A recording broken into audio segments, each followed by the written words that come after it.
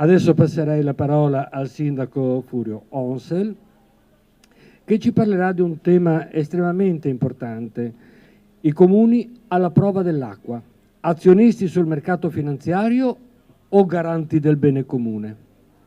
Stiamo parlando di soldi o di bene comune? Buonasera a tutti voi, cittadine e cittadini. Grazie agli organizzatori, grazie anche a Zorzenone che mi ha passato il microfono. Sono molti i temi che vorrei trattare questa sera con voi, perché so che se siete qui è perché volete essere cittadini attivi, volete essere cittadini attori e non appunto spettatori passivi. Proprio alcune settimane fa, preparando un breve discorso in occasione sotto il monumento a Garibaldi, perché erano 150 anni che era partita la missione dei 1000, e ricordando appunto l'origine anche rivoluzionaria di quella che è stata appunto la nazione italiana, partivo dicendo che prima di allora un suddito che facesse politica non era proprio tollerato, no? Era assolutamente azzerato, e invece qui vedo che ci sono numerosi cittadini. Se tutto il risorgimento è stato tutto un percorso progressivo dove cittadini, no, da sudditi, hanno voluto incominciare ad avere anche sempre di più una responsabilità sulla politica. Questo quindi è il motivo anche di soddisfazione nel rivolgervi qualche considerazione. La prima è quella proprio sul contesto delle leggi che regolano, nel caso specifico, l'acqua. Si è parlato di beni comuni, in Europa si parla di servizi di interesse generale.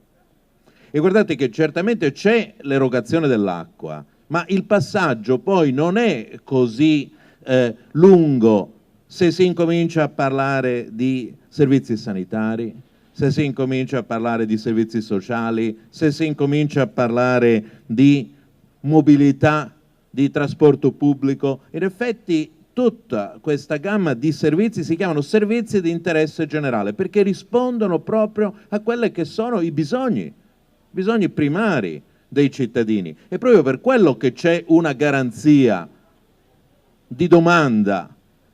E per quello che la prima volta che io mi trovavo questo da sindaco, perché non è che avessi studiato tutta la normativa, e approfondì la legge, in questo caso Galli, no, che è uno dei soggetti anche uno dei quesiti referendari, ero proprio all'autorità d'ambito, l'autorità territoriale ottimale, no? D'ambito che in qualche misura pianifica quella che è la gestione dell'acqua, e mi imbattei in questo, che era nel definire la tariffa dell'acqua c'era prevista la voce della remunerazione del capitale investito al 7%.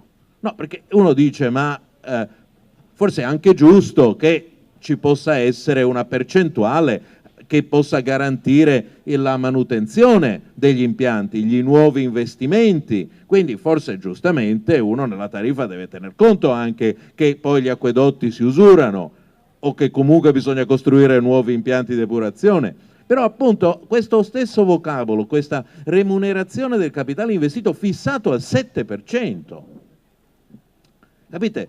Era qualche cosa di scandaloso nello stesso vocabolo, no? Era veramente adesso una sorta di mercimonio, no? Cioè dello scambiare, del dare valore di scambio di merce a qualche cosa, di commerciare qualche cosa che non è commerciabile, perché ha bisogno dei cittadini dell'acqua. Non dimentichiamo che l'acqua più si conoscono i meccanismi della vita, i meccanismi sociali, e più l'acqua è importante. Io mi ricordo appunto prima di fare il sindaco, questa cosa mi aveva sempre colpito. Io facevo l'informatico, no? Era per fare un grammo di un circuito integrato, di un chip, ci vogliono 10 volte tanto di sostanze chimiche, ce ne vogliono 100 volte tanto di energia, di petrolio, e ce ne vogliono 3 ordini di grandezza, 1000 volte tanto, e indovinate di cosa? Di acqua.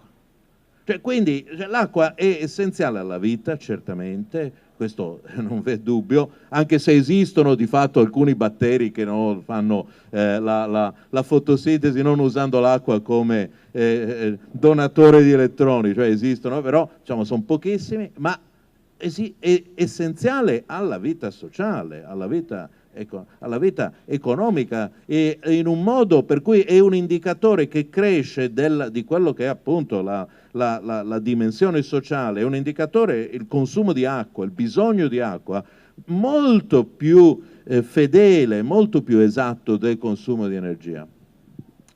Ebbene, quindi io fui proprio, dico in tutta sincerità, scandalizzato quando si parlava che ci voleva questo 7%. Non a caso, quando appunto le società che gestiscono l'acqua andarono sulla tariffa, no, il sistema della tariffa previsto dalla legge Galli, ma fecero tutte un sacco di utili, perché capite che insomma avere un 7% rispetto ad altre, non so, se pensate appunto la Safilo, no? I problemi che ha dovuto licenziare 1000 dipendenti per avere un aumento, non so, dell'1-2% del capitale investito, capite? Cioè ha dovuto sacrificare 1000 famiglie, forse per fare un'operazione di qualche punto percentuale, facendo appunto una riconversione industriale, peraltro appunto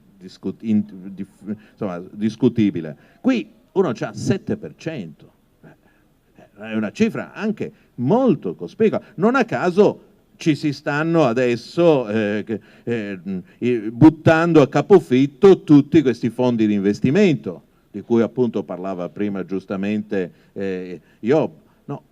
perché è effettivamente molto remunerativo. Allora, tenete presente che c'è questo aspetto e poi c'è il fatto che qui stiamo parlando di acqua, ma potremmo trovarci il prossimo anno a parlare di altri servizi di interesse generale, e forse sì, questa legge stessa, no? Questo decreto Ronchi investe anche altri servizi, per esempio la raccolta dei rifiuti.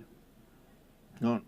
Anche lì c'è la stessa dinamica, c'è lo stesso, non c'è la legge appunto che garantisce il 7% della remunerazione del capitale investito, però c'è lo stesso tipo di processo. Poi appunto, per rispondere anche con molta chiarezza a questo discorso sulla privatizzazione, sì, non è la privatizzazione al 100%, però è una privatizzazione obbligatoria che in questo, diciamo, è anche contraria a quello che è uno dei principi dell'Unione Europea, che perché se c'è un rischio sul referendum è proprio la contestazione che può arrivare dicendo ma è in realtà l'Unione Europea che ce lo impone. Ma in realtà l'Unione Europea non impone quella che è una formula, diciamo, tutta italiana di gestire questo problema, no, realizzata dal decreto Ronchi. Questa è una situazione dove privatizzazione c'è, ma è privatizzazione non al 100%, ma in molti casi, in quasi tutti i casi, tale per cui il soggetto, l'azionista di maggioranza, il socio di maggioranza sarà privato.